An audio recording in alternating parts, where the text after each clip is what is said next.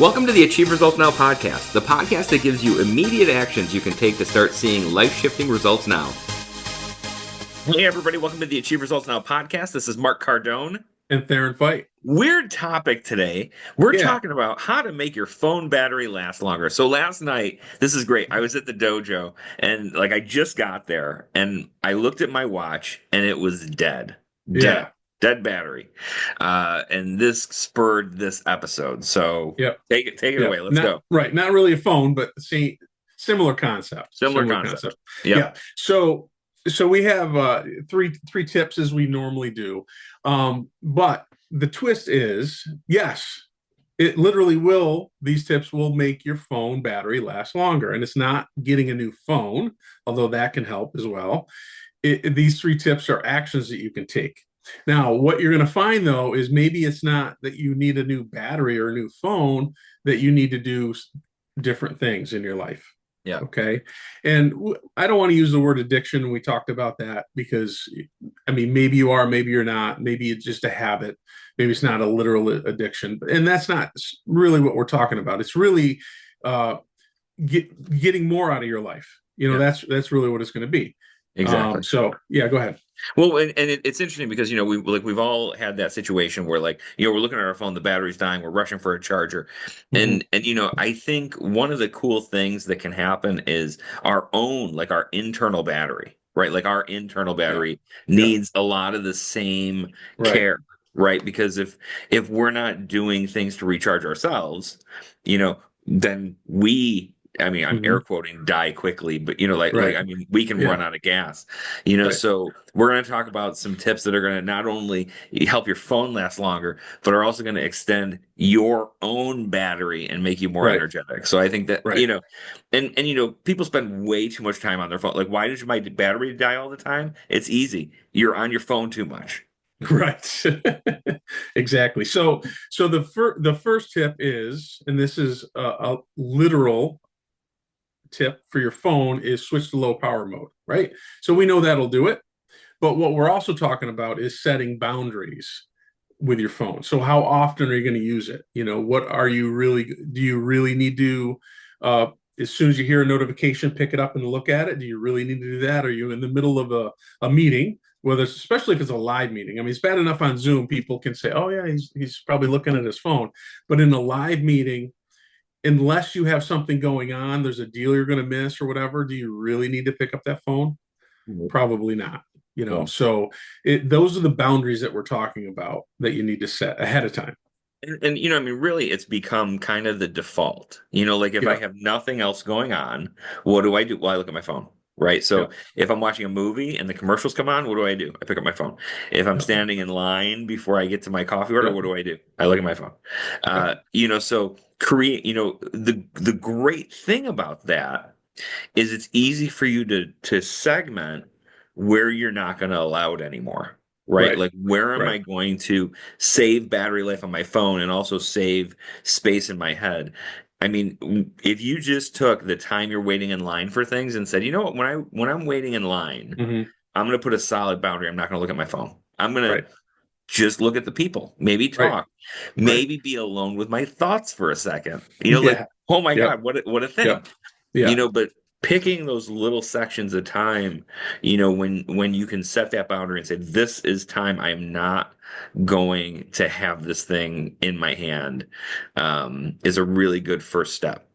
Yeah, I think one of the biggest thing is during family dinner. That's a big one. Make that a no phone zone. Of course, there's always exceptions where you may need your phone at certain times, but that 30 minutes, 45 minutes, whatever it is for dinner for you, is set it aside, especially if you have teenage kids. If you can do that, and of course, you're going to get resistance at first, but I think if you do that and you're consistent with it and you stick to your guns, you're going to find that it's going to be so much better. Much better, because then you're really actually talking, and I've seen kids, I have kids, and especially when they're teenagers, I remember them on the phone. They're all, let's say, Thanksgiving dinner, they're all around their kids' table and they have their phones. Now, what I did see though, is they're on their phones, but they're also interacting with Yeah. what's on their phone. So that's a little different to me, Yeah. because they're actually interacting. They're not all looking down, and they're not texting each other that's across the table from them. Yeah. They're actually interacting with what's on the phone. But I think like dinner with your family, or let's say you and I go have lunch together. If one of us is always on our phone, that takes away from it. And it's just Yeah. two of us, So if I'm on my phone, that means I'm not paying attention to you, who I invited to lunch. That doesn't make a lot of sense. That's almost like I feel it's disrespectful to you. Yeah. Unless I tell you ahead of time, hey, listen, Mark, I'm waiting for an important call. Yeah. That's different, right? Right. Yeah, but no, I mean, I think that's a huge part. Not having your phone on the table, during dinner, because Yes. I think that's, Leave it in your where pocket. does it go? And Yeah. flipping it screen side down doesn't, mean it's not there, right? Leave it in your Right. Right. pocket. It helps. It It helps helps. a little bit, right? You don't Yeah. get the distraction, but just put it Yeah. in your pocket. Yeah. So really thinking about those phone free zones, like where am I going to set the boundary? Where am I, currently, just kind of instinctively taking it out because I'm Right. bored, and can I fill that space with something else? So, Right. which kind of leads us into number two, which is, unplugging and replacing your phone time with real life activities. Right. Right. Really actually doing things during those little gaps of time that are productive. Yeah. Yeah.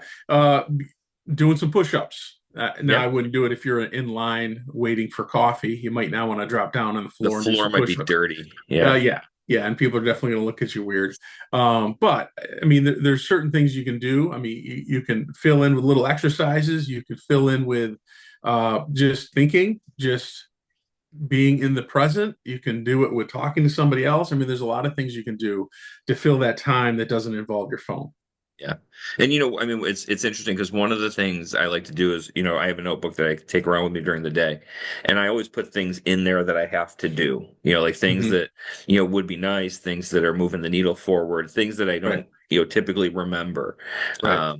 And that's a great list because, what I'll do is instead of looking at my phone, I'll pop my notebook open and say, what on this list can I nail out real quick to get it done? Right. Because Right. there's always one of those, 2, 3 minute tasks. Maybe you have a family member with a birthday coming up. We're recording this Valentine's Day in 2 weeks. Maybe I can Yeah. brainstorm some gift ideas, Right. for my spouse so Uh-huh. that so I'm not, at the grocery store or the convenience store the Right. morning of buying Skittles, right? Because that's terrible. Yeah. Yeah. That was a really specific example of something I've That never done. was, yeah. So I think having that like list of go-to activities that you can do instead Mm-hmm. of Right. scroll on your phone. What do I do during commercials when TV's on? Right. Right. Who knows? Push-ups. That's a great time for push-ups because Yeah. hopefully your floor is clean. Right. Yeah. Yeah. And then 3 is airplane mode. All right. And this is specifically airplane mode for your mind. Right. So and we already alluded to this a little bit, but be fully present. Yeah. I think that's something that can easily be a difficult thing to do because our mind, especially with the phones, we're looking at it, we're switching our focus back and forth, and sometimes we just need to make sure that we're being in the present and focused on who's in front of us or what task we need to do instead of just looking at that phone. Yeah, and I mean, it's funny because our first trip that we took with the kids going when we went to Disney, this was something I did. I put my phone in airplane mode, and I said, I don't want any distractions while I'm here.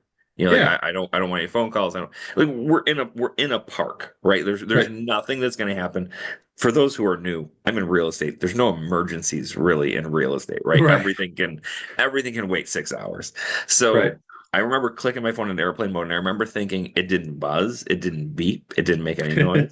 And really, I mean, what that button does is it shuts off external things coming in. Right. You know what I mean? And I think we can do that mentally, where sometimes you just need to sit. Maybe you need to meditate. Maybe you need to, exercise, maybe, sit down just with your own stuff and shut Mm-hmm. off. Don't scroll Facebook and look at all the, people complaining about things, and Right. just shut off the TV, shut off the phone, and just let your brain do what your brain does.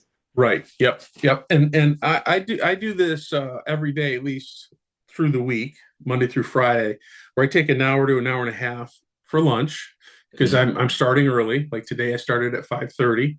So I'll take an hour and a half at lunch, and that's where I don't look at the phone. If you call me, like if my wife calls, it's a little different, because maybe she's on lunch, so I'd like to talk to her. But other than that, you're probably not going to get a hold of me until after I'm done, and then I'll talk to you. I mean, very rarely is there an emergency that I need to deal with during that time, and that's a good time where I don't literally put it in airplane mode, but I've trained myself that I'm not going to look at it. Yeah. And that's my little siesta in middle of the day, because I'm going to also go until 9:30 at night too. So it's a long day. It's more than 12 hours. That I'm cranking. So I needed that mentally, but also physically, so that way I can work in the second half of the day. Yeah. I think that's great. And I think, giving yourself that, a little bit of a challenge, and just trying to literally, if you're listening to this is something you can do right now. And it's just click that button, not right now, because then you're going to lose our podcast. But, click that button and just let, 10, 20 minutes go by, and notice that, we lived before everyone had constant access to us. Right. So like nothing bad's going to happen, right? People can still get a hold of you if it's an emergency. Right. So I think it's a great tip. But let's go through a review. So I love this because yes, these things are going to help your phone battery last longer because you're using it less, but they're also going to help you like recharge your energy, and that's a great thing. So number one, set boundaries. Go to that low power mode, right? Find those phone free times and areas, when you're typically just pulling it out because you're bored, and set those zones for no phone use. Second one is unplug to recharge. So replacing phone time with real life activities. So it could be reading, exercise, journaling.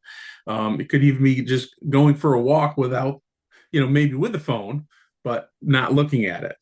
Yeah. So, I mean, there's a lot of things you can do with that. Absolutely. And number three, airplane mode. Be fully present, right? Shut off that button. Let the thing sit. Nothing bad's going to happen. Go 10, 15, 20 minutes and just let your brain do what your brain does. Let those thoughts in, think, meditate, rest, but kind of shut yourself off to that outside input for a little bit.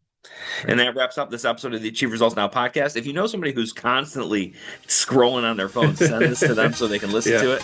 And we will see you on the next episode. Thanks for listening. Thanks for listening. Hop over to our website at www.achieveresultsnow.com to get your free copy of our book, Ignite Results, 4 specific daily actions to help you achieve results now. You can find us on Facebook at facebook.com/Achieve Results Now. Thanks for listening, commenting, and subscribing. Now get out there and achieve results now.